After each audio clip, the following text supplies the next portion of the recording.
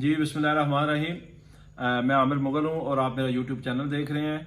आज बड़ी खबर गर्म है, कुछ टीवी चैनल भी इसको चला रहे हैं, कुछ नाम नहाज सहाफ़ी भी इसको चला रहे हैं कि इमरान खान शायद कुछ डील करने जा रहे हैं ताकतवर हलकों के साथ या इस्टेब्लिशमेंट के साथ और मुल्क छोड़ के जा रहे हैं और बीच में कोई आरिफ अलवी का किरदार है या बीच में कोई मोहम्मद अली दुरानी का किरदार है। तो मैं आपको ये बताना चाहता हूँ कि ये सारे कुएं के मेंढक हैं जो आपको ये खबरें दे रहे हैं। तो आगे चलने से पहले आपको ये समझाना पड़ेगा कि कुएं की मेंढक की मिसाल क्यों दी जाती है, कुएं का मेंढक होता क्या है। एक मेंढक था जो पैदा ही किसी कुएं में हुआ था। उसने जिंदगी में उसने पैदाइश जो उसकी हुई, उसने जो आंख खोली हुई कुएं के अंदर खोली, तो उसने जिंदगी में कुएं के बगैर कोई चीज नहीं देखी थी। एक कुआं था 8-10 फुट चौड़ा और उसमें पानी था जिसमें वो पैदा हुआ। और एक मेंढक जो है वो अचानक फुदकता फुदकता उसमें जाके गिर गया उसी कुएं में। तो दोनों की जब आपस में गपशप हुई तो जो कुएं वाला मेंढक था उसने पूछा जो बाहर से मेंढक आया था कि दुनिया कितनी बड़ी है। तो जो बाहर से मेंढक आया उसने कहा इतनी बड़ी है कि तू सोच भी नहीं सकता। तो अब वो उस कुएं वाले मेंढक ने छोटा सा चक्कर लगाया कुएं का, तो उसने कहा इतनी बड़ी होगी। उसने कहा नहीं यार ये बहुत बड़ी है, तू क्या कैसी बात कर रहे हैं, तो छोटा सा तेरा कुआं है। उसने कुएं के आधे आधे से चक्कर लगाया, फिर उसने कहा यार इतनी बड़ी होगी। उसने कहा नहीं इससे भी बहुत बड़ी है। फिर उसने ना कुएं की बिल्कुल दीवारों के साथ चक्कर लगाया कुएं वाले मेंढक ने। उसने कहा यार इससे बड़ी तो हो ही नहीं सकती, इससे आगे तो दुनिया खत्म हो जाती है। तो जो बाहर से कुएं मेंढक आया था उसने कहा भाई तूने दुनिया देखी इतनी है इसलिए तेरे ख्याल में बाहर वाली दुनिया इतनी है, तेरे अंदाजों से बड़ी है दुनिया। तो ये कुएं वाले मेंढक हैं, ये जो चैनलों में कुछ नाम नहाज सहाफ़ी बैठे हुए हैं, इमरान खान की डील की खबरें दे रहे हैं। इन्होंने जिंदगी में जिससे इनको लिफाफा या टोकरा मिला है वो या इनको मिला है नवाज शरीफ से, या इनको मिला है जरदारी से, या इनको मिला है बेनजीर भुट्टो से। तो इन्होंने कुएं के मेंढकों ने यही देखा है कि जब बुरा वक्त आता था तो बेनजीर भी जाके मुल्क से बाहर बैठ जाती थी, जब बुरा वक्त आता था तो नवाज शरीफ डील करके मुल्क से बाहर भाग के चला जाता है। और जब जरदारी ने बेचारे ने तो एक दफा ईंट से ईंट खड़काने की कोशिश की और जाके फिर उस वक्त तक वापस नहीं आया जब तक राहिल शरीफ जो है वो रिटायर नहीं हो गया। तो बिल्कुल ये बेबुनियाद खबरें हैं। इमरान खान कभी किसी कीमत पे डील नहीं करेगा, वो एक नजरियाती आदमी है, नजरिए पे खड़ा है। और बिलखसूस इन हालात में जब कौम मुश्किल में है, 40,000 से ज्यादा उसके कारकुन जेलों की सलाखों के पीछे हैं जिनके ऊपर तारीख का बदतरीन जुल्म जबर किया जा रहा है। लोगों के घर बार लूट लिए गए हैं, लोगों के घरों को तबाह कर दिया गया है, फैक्ट्रियों को तबाह कर दिया गया है, लोगों के माओं बहनों बच्चों बूढ़ों को उठा के थानों में ले जाके उनके साथ वो जुल्म किया गया है कि लोग हलाकू खान और चंगेज खान के जुल्म को भी भूल गए हैं। और इन हालात में आप सोचते हैं कि इमरान खान जो मुल्क छोड़ के चला जाएगा और डील कर लेगा। अगर वो डील करने वाला होता तो वो पंजाब और KPK की हुकूमत ना तोड़ता। अगर वो डील करने वाला होता तो वो गोलियां लगने के बाद डील कर लेता। अगर वो डील करने वाला होता तो अमेरिका को एब्सोल्युटली नॉट ना बोलता। अगर वो डील करने वाला होता तो जाके उधर UNO में नामूस रसालत पे तकरीर ना करता। जिस दिन उसने UNO में नामूस रसालत पे तकरीर की थी उसी दिन से ये आलमी कुव्वतें उसके खिलाफ मुतहरिक हो गई थी कि ये तो मुसलमानों में एक नया लीडर आ रहा है जो उम्मत मुसलमान को पूरी को लीड कर सकता है और ये तैयब अर्दोगान से भी आगे गए। तो इसलिए आप बिल्कुल बेगम रहे। इमरान खान कभी भी आपके हकूक पे, आपके अवाम के नजरिए पे और अवाम के दूसरे लफ्जों में समझिए कि उम्मीदों के साथ कभी धोखा नहीं करेगा, कभी डील नहीं करेगा।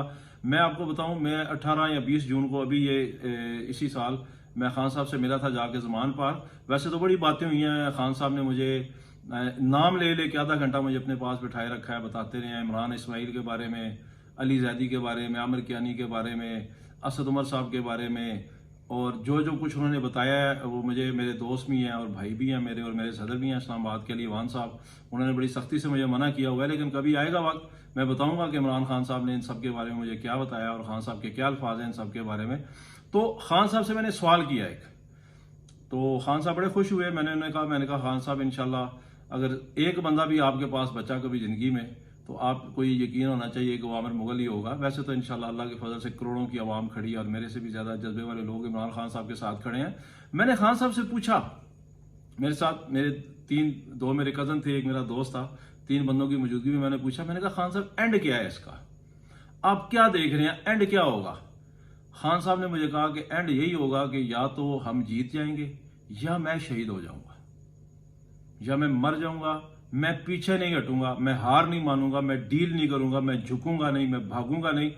तो इसलिए आप ये जहन में रखें, ये जितने टके टोकरे किस्म के साफी और तजिया नगार और ये टीवी चैनल ये क्यों कर रहे हैं ऐसा, सिर्फ एक वजह से कि अवाम के अंदर बददिली फैलाएं, अवाम के अंदर जो है मायूसी फैलाएं, अवाम को बताएं कि ये भी कोई नवाज शरीफ की तरह का एक नाम नहाद लीडर है, ये भी कोई जरदारी की तरह का या बेनज़ीर भुट्टो की तरह का लीडर है जो मुश्किल आने पे मुल्क छोड़ के भाग जाता है और जब फिर डील करता है, जब जाते हैं तब भी इंटरनेशनल एस्टेब्लिशमेंट से डील करके जाते हैं और पाकिस्तानी एस्टेब्लिशमेंट से, और जब वापस आते हैं तब भी इंटरनेशनल एस्टेब्लिशमेंट से और पाकिस्तानी एस्टेब्लिशमेंट से डील करके वापस आते हैं। तो ये तासर देना चाहते हैं कि इमरान खान भी उन्हीं की तरह का लीडर है, डील करके जाएगा और डील करके आएगा। ये ना डील करके जाएगा, ना कभी आप ये सोचें कि इमरान खान जो है वो अवाम को इस हालत में छोड़ के चला जाएगा। खुदा ना खास्ता अगर कभी ऐसा हुआ तो आज तहरीक इंसाफ 2 तिहाई नहीं बल्कि 3 तिहाई सीटें जीतने की पोजीशन में है, और अगर ऐसा होता है तो इमरान खान तो 2 सीटें नहीं जीत सकता पाकिस्तान में। ये क्यों खड़ी है अवाम उसके साथ, क्यों कराची से खैबर तक लोग उसके साथ खड़े हैं, इलेक्टेबल उसके साथ क्यों खड़े हैं? बहुत थोड़े लोगों ने छोड़ा है उसको, इसलिए कि उन्हें पता है अवाम इमरान खान के साथ खड़ी है। इसलिए आप बिल्कुल ये सफाई फाड़ दें कि इमरान खान डील करेगा या अपना जान बचाने के लिए मुल्क छोड़ के चला जाएगा। इमरान खान जैसे लोग, जिस तरह भुट्टो ने मुल्क नहीं छोड़ा, देखिए हमारी मुखालिफ पार्टी का हम तारीफ करते हैं उसकी, उसने मुल्क नहीं छोड़ा, उसको भी ऑप्शन दिए गए थे कि मुल्क छोड़ के चले जाओ, उसने कहा मैं मरने को तरजीह दूंगा और मैं डील करके नहीं जाऊंगा। खैर इमरान खान तो भुट्टो से बहुत बड़ा लीडर है और ये वक्त साबित करेगा कि इंशाल्लाह लोग इसका मुवाजना जो है वो कायद-ए-आज़म मोहम्मद अली जिन्ना के बाद करेंगे कि कायद-ए-आज़म मोहम्मद अली जिन्ना के बाद इस खित्ते को, इस पाकिस्तान को, इस मुल्क को कोई लीडर मिला है तो इमरान खान मिला है। भुट्टो से तो कहीं आगे निकल गया, इस पर मैं कभी तफसील से एक भी लाव करूंगा। आप अवाम को बदरा करने के लिए, मायूस करने के लिए, गुमराह करने के लिए ये दरफुंतनियां छोड़ी जाती हैं, ये प्रोपेगेंडे किए जाते हैं, झूठी खबरें फैलाई जाती हैं। और याद रखें इन अदालतों से इमरान खान को रिलीफ नहीं मिलने वाला है। आज इमरान खान की बहनों ने भी कहा है, हमारे वकला भी ये कहते हैं, और वकील कितना ही अच्छा हो, आइन कितना भी वाज़ेह हो, कानून कितना भी वाज़ेह हो, जब जज ही आपके कंप्रोमाइज हो चुके हो तो कौन आपको रिलीफ देगा? इमरान खान को निकालने का सिर्फ एक ही तरीका है, अवाम निकलेगी बाहर, कराची से खैबर तक अवाम रोडों पे आएगी, पुरअमन एहतजाज करें, रोडों पे निकलें। मैं अपनी पार्टी की आदत से गुजारिश करता हूं कि हम छुप के भी अकेले अकेले पकड़े जा रहे हैं। सदाकत अवासी पकड़ा गया, उस्मान डार पकड़ा गया, ओन अब्बास बपी पकड़ा गया, शेख रशीद पकड़ा गया, फरक हबीब पकड़ा गया। तो इससे ज्यादा बेहतर है कि आप एक कॉल दें, कराची से खैबर तक लोग निकलें, हम जाएं, हमें पकड़ लें, हमें जेलों में भेजें। जब हमारा लीडर जेल में है तो हमें बाहर रह के क्या करना है? तो मैं अपनी लीडरशिप से गुजारिश करूंगा, उमर अयूब साहब से, पूरी कोर कमेटी से, अली नवाज अवान से, कि बिल्कुल आप एक कॉल दें, हमें सबको निकलना चाहिए। और इमरान खान को अगर हमने बचाना है तो हमें रोडों पे निकलना पड़ेगा। उसके बगैर इमरान खान को ये नहीं छोड़ने वाले, डील उसने करनी नहीं है, इन्होंने इमरान खान को छोड़ना नहीं है। बड़ी जबरदस्त बात की थी मुस्तफा नवाज खोखर ने, उस दिन दिल को लगी मेरे। उसने कहा कि एस्टेब्लिशमेंट ने इमरान खान को नहीं आने देना और अवाम ने PDM को नहीं आने देना, तो अब क्या हो सकता है?